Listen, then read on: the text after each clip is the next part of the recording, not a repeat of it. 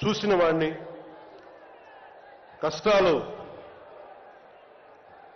దగ్గరగా పెద్దల నుంచి చిన్నప్పటి నుంచి చూసిన వాడిని, కష్టాలు అనుభవించిన వాడిని, ఓటమి వచ్చినప్పుడు ఒంటరితనం ఎలా ఉంటుందో తెలిసిన వాడిని, ముఖ్యంగా శ్రీ నారా చంద్రబాబు నాయుడు గారి కుటుంబ సభ్యులు వేదన అర్థం చేసుకున్నవాడిని, శ్రీమతి భువనేశ్వరి గారి బాధని దూరం నుంచే అర్థం చేసుకున్నవాడిని. నేను ఏమి ఆశించి మద్దతు ఇవ్వలేదు.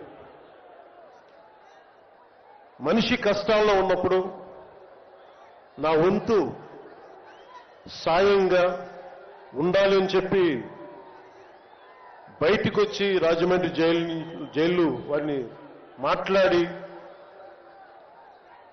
ఇన్ని దశాబ్దాలు సుదీర్ఘ రాజకీయ అనుభవంతో జాతీయ స్థాయిలో ఎన్డీఏ లాంటి దీనికి పక్షానికి చాలా కీలకమైన బాధ్యతలు వహించిన వ్యక్తి ఆయన్ని జైల్లోకి అన్యాయంగా పెట్టడం చాలా చాలా బాధ కలిగించింది. కాంగ్రెస్ నాయకులు చేసిన తప్పుకి సోనియా గాంధీ గారు పెట్టారు జగన్ గారిని జైల్లో. ఆ కక్ష చంద్రబాబు గారి మీద చూపించడం చాలా అవివేకం. ఇలాంటి పరిస్థితుల్లో రాష్ట్ర విభజన జరిగినప్పటి నుంచి 2014 నుంచి విభజన జరిగినప్పటి నుంచి ఈ రోజున హైదరాబాద్ రాజధాని ఆంధ్రప్రదేశ్కి తెలంగాణకి ఉమ్మడిగా అభివృద్ధి చేసిన రాజధాని. మనకి రాజధాని లేకుండా విభజన జరిగి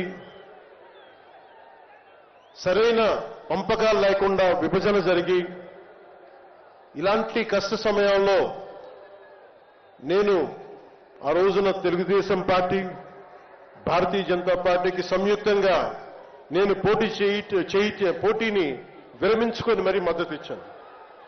దానికి కారణం కూడా ఒక దశాబ్దం పాటు ఒక పార్టీని నడపాలి అంటే చాలా బలమైన అనుభవం ఉండాలి. కూర్చొని అనుభవంతో భవిష్యత్తులో పార్టీ చాలా అవసరం అని చెప్పి నేను ఒక దశాబ్ద కాలం పాటు ప్రత్యక్ష రాజకీయాల్లో ఉందాం అని ఆలోచించి ఆ రోజున తెలుగుదేశం పార్టీకి మద్దతు తెలిపాం. ప్రభుత్వం వచ్చింది ఆ రోజున. దురదృష్టవశాత్తు చిన్న అభిప్రాయ భేదాలు కావచ్చు, కమ్యూనికేషన్ గ్యాప్ వల్ల కావచ్చు 2019లో అది ముందుకు తీసుకెళ్ళలేకపోయారు. ఆ తీసుకెళ్లలేని లోటు, దాని తాలూకు రియాక్షన్ వైఎస్ జగన్ ప్రభుత్వం వచ్చేసింది. నేను ఏ రోజున కూడా ఒక దశాబ్దం కాలం పాటు చాలా సుదీర్ఘమైన అనుభోగిలో రాజకీయాలకు ఈ ఆంధ్రప్రదేశ్కి కావాలి. నా వంతు కృషి నేను మద్దతు ఇద్దామని ఆ ప్రయత్నంలో మనం మిస్ అయ్యాం. దాన్ని ఈ 2024 మనం ప్రభుత్వాన్ని స్థాపిస్తున్నాం, మార్పు తీసుకొస్తున్నాం, జగన్ని ఇంటికి పంపించేస్తున్నాం. నేను వింటుంది 25 మంది ఎమ్మెల్యేలని మార్చారు, ఇంకొక 80 మంది, మొత్తానికి కలిపి 80 మంది ఎమ్మెల్యేలు మారుస్తున్నారని వింటా ఉన్నాను. మార్చాల్సింది ఎమ్మెల్యేలు కాదు, ఈ రాష్ట్ర ముఖ్యమంత్రి జగన్. నాకు జగన్ మీద వ్యక్తిగతంగా నాకు అసలు కోపం లేదు. నిజంగా ఒక బలమైన ఆధిక్యతతోటి ముఖ్యమంత్రి అయ్యి ప్రభుత్వాన్ని సమర్థవంతంగా నడిపి ప్రజలకి మేలు చేయాల్సిన వ్యక్తి కూల్చివేతలతో మొదలుపెట్టాడు. ప్రత్యర్థుల్ని ఇబ్బంది పెట్టే విధంగా, ప్రతి ఒక్కరిని ఎదురు తిరిగితే ఏంటని ప్రశ్నిస్తే వారిని కేసులు బనాయించి ఇబ్బంది పెట్టే పరిస్థితుల్లో ఈ ముఖ్యమంత్రి ఉంటే నేను ఇలాంటి ప్రభుత్వం ఉంటుందని నేను ఊహించలేదు.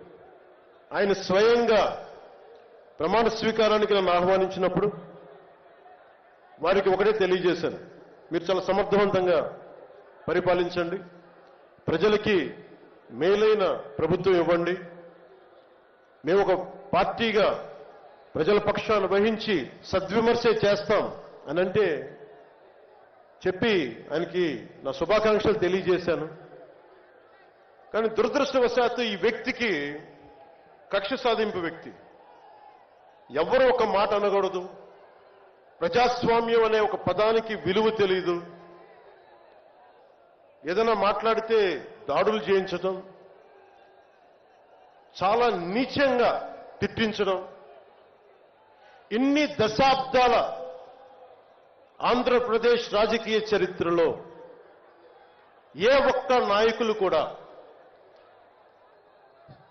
వైఎస్ రాజశేఖర రెడ్డి గారితో కలిపి కూడా ఏ ఒక్కరు కూడా ఇంటిలో బయటికి రాని ఆడపడుచుల్ని తల్లుల్ని ఒక్క మాట లేదు. ఎవరు కూడా నాయకుల్ని తిట్టారు, విమర్శలు చేశారు, దిగజారుడిగా మాట్లాడి ఉండొచ్చేమో కానీ ఇంటిలో బయటికి రాని ఆడపడుచుల్ని, ఇంటి పట్టునే ఉండి బయటికి రాని తల్లుల్ని చాలా నీచంగా విమర్శించే ఈ సంస్కృతి జగన్ నాయకత్వంలో ఈ వైసీపీ ప్రారంభించింది. ఎంతమంది కన్నీళ్లు పెట్టుకున్నారు, ఎంతమంది స్త్రీలు బాధపడ్డారు. ఒకటే అనిపిస్తే ఈ వ్యక్తికి అడగాలనిపించినప్పుడు ఇంట్లో ఉన్న తల్లికి చెల్లికే విలువ ఇవ్వనేవాడు మన ఇంట్లో ఉన్న ఆడపడుచులకి ఏం గౌరవిస్తాడు? ఇంట్లో తల్లికి చెల్లికి విలువ ఇవ్వనేవాడు 30,000 మంది ఆడపిల్లలు అదృశ్యం అయిపోతే ఏం పట్టించుకుంటాడు?